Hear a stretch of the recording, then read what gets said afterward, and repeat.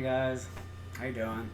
I just wanted to touch base, and as promised, I'm going to be doing more of these podcasts. So, wanted to delve a little bit more into the different aspects of dialysis and what I go through on a daily basis. Some of y'all were asking some questions. What is it I do during the day or whatnot, and what's been going on with the latest hospital stay.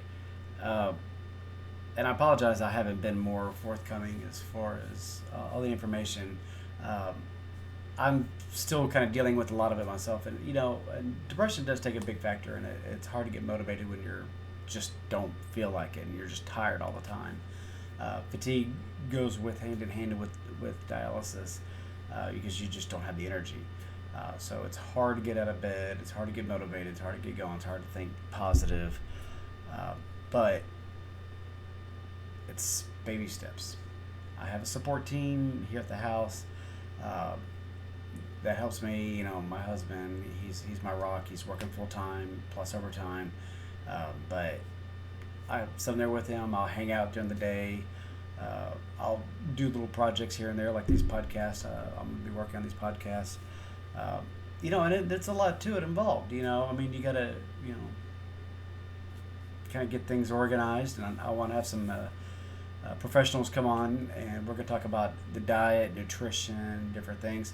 So for those of you who have, who are on dialysis, or maybe facing dialysis, I was just kind of thrown into the wolves. I felt like they didn't prepare me. They just kind of like, okay, here you go, boom, here's your new lifestyle. And 2.5 years later, I'm still struggling.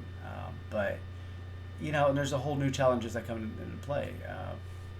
They don't tell you that, oh, by the way, you're going to be at risk for cardiovascular disease. So 2 heart attacks, 3 cents later, boom, here we are. I can't physically do a lot of the stuff that I was able to do before, which mentally, takes a toll on me, because I'm like, why can't I, move these 60-pound, mortar bags or whatever, why can't I do this stuff? It's just I used to be able to. Why not? It's hard to realize that you're getting older and you can't do things. Another set of complications that I have with the dialysis lately, and this is what put me in the hospital a couple weeks ago. For those who don't know about peritoneal dialysis, basically what it is they stuff me full of solution. It absorbs the toxins, and then I drain it out. Well, I haven't been able to drain. So I can't bring in solution if I can't drain. So it's kind of posing a problem. I'm not being able to do my dialysis. We think a diet may have a lot to do with it, so I'm kind of toning down my diet to be more of a plant-based diet. And so for those of you who know me, know that's funny, because that's not happening. Yeah, I'm trying. It's a work in progress. So I ate a salad. I had some broccoli, cauliflower the other day. Baby steps. I have the palate of a 5-year-old. Okay, I admit it. I don't care. It is what it is.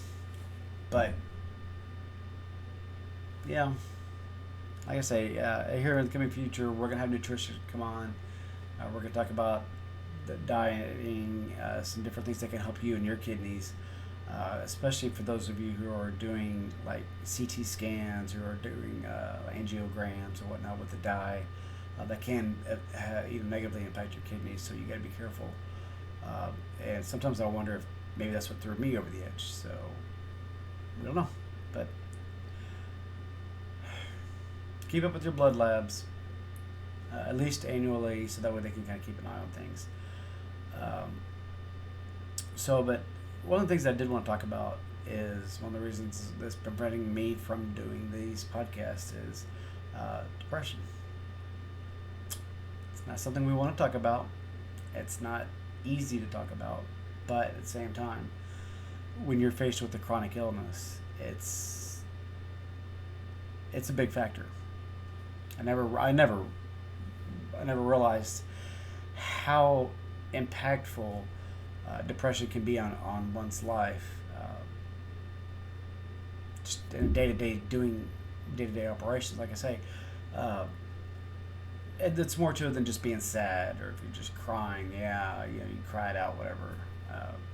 And I'm a grown man, and I admit, you know, I've had my boohoo moments, you know, where I have to lean on my, you know, my spouse for support, or my mother, you know.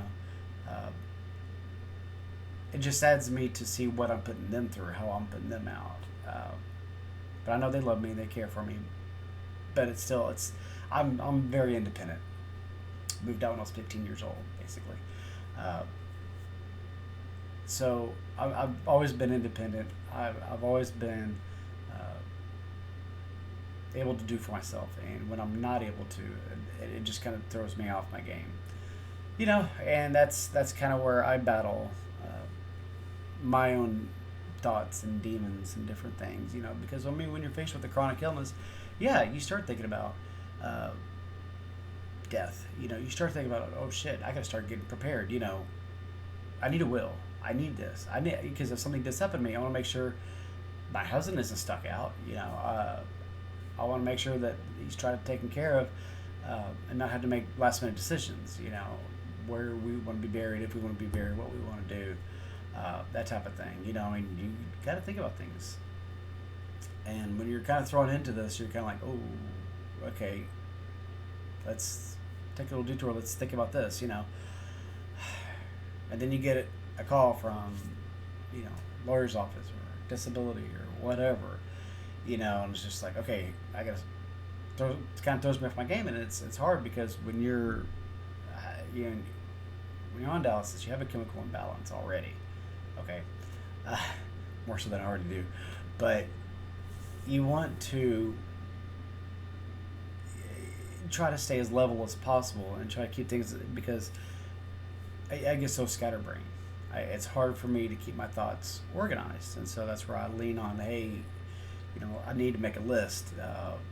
What helps me, you know, is making a list of what I need to do. Actually, I got to credit Gerald for that. He's the one who started making a list, and now I kind of stick to that, and it works. Uh, each got to find our way, you know. So, and there's a lot of things that I'm learning about myself, you know. A lot of negative traits, unfortunately, are surfacing that I didn't realize I had. Then, of course, a lot of other things that I want to do that I just can't do. Like, I want to go kayaking. I'm scared, you know, because I can't get submerged, you know. I can't get my catheter site wet.